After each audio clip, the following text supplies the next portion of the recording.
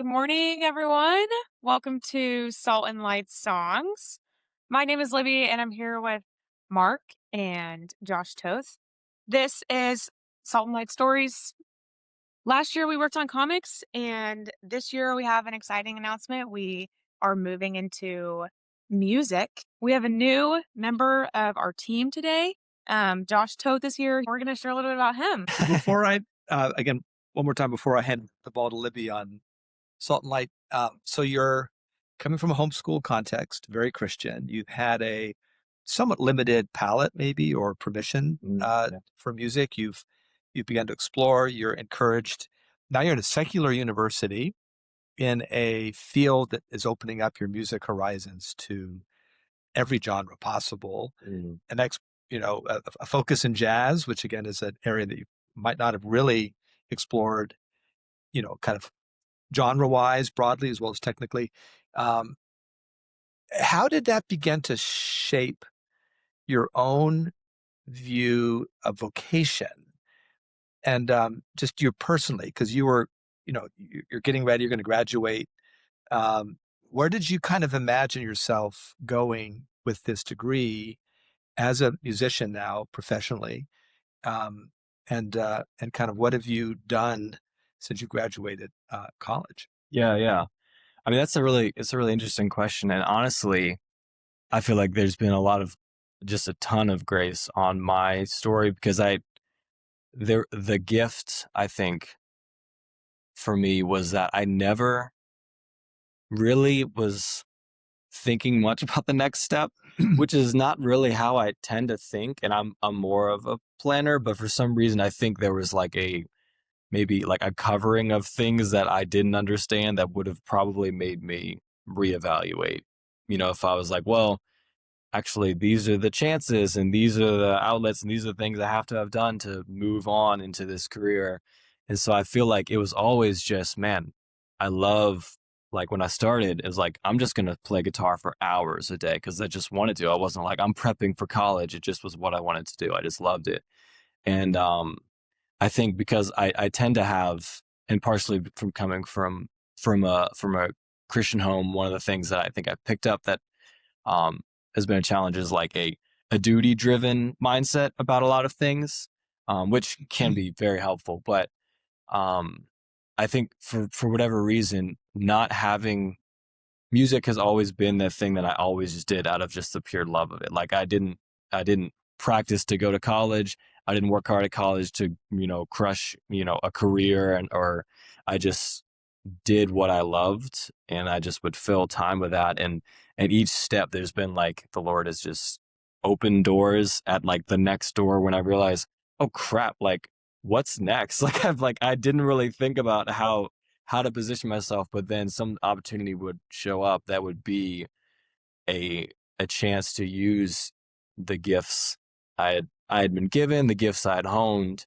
And so I think it's really been a beautiful part of my journey and testimony to be able to see, like, it hasn't been my perfect planning of like, oh, and then I'll prep these things because these are kind of the jobs I'd go for. And I've tried to pick up with that a little more now with the level of responsibility that I have. But anyway, I guess that would be my answer to the question is I didn't know like, oh, I could be a session musician. I could be a producer. I could be this. It was just like, I'm just going to play because I love playing and I'm going to try to get better because I love it and I want to be good at it. And then from there, so to answer the question of where I've gone, so I graduated college. I graduated in 2020. So that was a little bit of a tough time to try to enter the entertainment industry as a artist. I had started a band with some good friends of mine in college, called it Hostile Animals, and that's where I've continued to release music. But we were like, hey, let's record through college. We're not really going to do a lot of like gigging and shows because we want to have stuff to show for it. And then when we graduate, we'll just do a bunch of local shows. And then we graduate. It's May of 2020. And we're like, I guess we'll just keep recording. So a year or so later, I entered into church staff.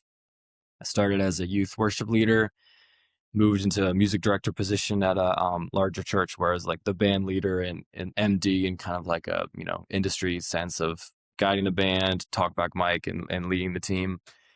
And then now I'm at a different church. I'm the tech director. So again, a little bit of a shift that I didn't plan or anticipate, but so I'm working with the music in a more technical aspect of mixing and such. And you write and you produce your own music and you Yeah. continue to perform. Yeah. So, and those are both in the world and not of it. And I think that is the theme, of course, with Salt and Light is what does it look to live in the world and not of it? And Libby, I know, you've been guiding the Salt and Light stories now for the last year. You are a Gen Zer, Libby. You are 24.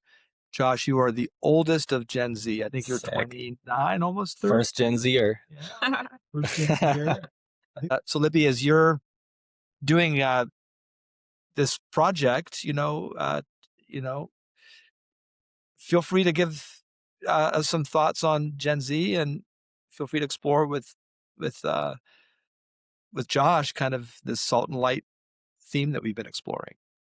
Yeah, I think it's interesting kind of learning about the generation that I'm in. I mean, it's clear for me and my friends and the people that I know, it feels like more than ever we are so interested in story and kind of learning through it, and learning through beauty. So that's been a fun thing to kind of explore here. But yeah, I'm interested. Josh, you said that you felt like you were kind of unlearning this idea and would love to hear more about what it looked like for you to kind of learn more about what salt and light can look like in the creative space. And you know, how that's changed, how your idea of that has changed. So yeah, if you could tell us more about that. Yeah, that was cool. The camera's all in action. Like I said, um, so can you repeat the end of that? I was distracted, but Yeah. the Just movement like through how your the idea cameras of was awesome. what salt and light looks like in the creative space has changed. Yeah. I think part of my experience in consuming content as a child and a young, high schooler, was part of the evaluation was, is this saying something uplifting, which is an important thing.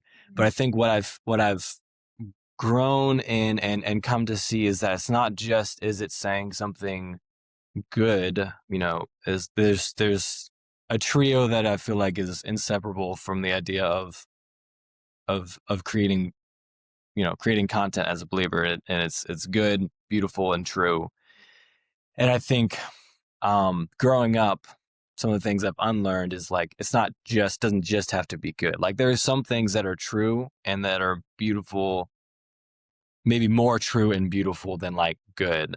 And I tend to think that it should probably be two of those things, because when it's just one, you're missing a lot of really good, healthy things.